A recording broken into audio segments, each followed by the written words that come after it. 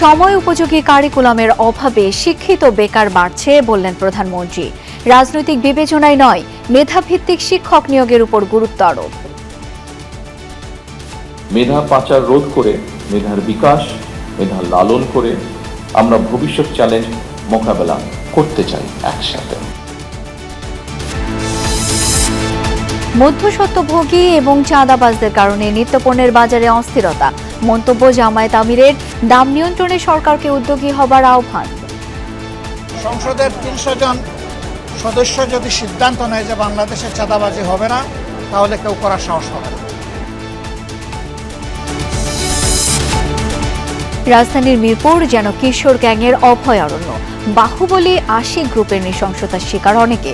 মাদকের থাবা বিহারীপল্লী সহ বিভিন্ন এলাকায়। আমরা তো ভুক্তভোগী আছে, এখন সমাজ ধ্বংস হচ্ছে কাদের?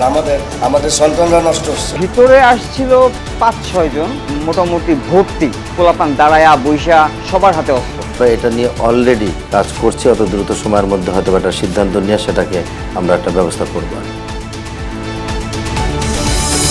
অর্থনীতিতে সরকার বা রাজনৈতিক হস্তক্ষেপ থাকবে না বললেন মন্ত্রী। পেশাদারিত্বের সাথে আর্থিক খাত পরিচালনার প্রতিশ্রুতি। হাম ও উপসর্গে ২ জেলায় প্রাণ গেল আরও ৩ জনের। বিভিন্ন জেলায় রোগীর চাপ বাড়ছে ঢাকার হাসপাতালগুলোতে।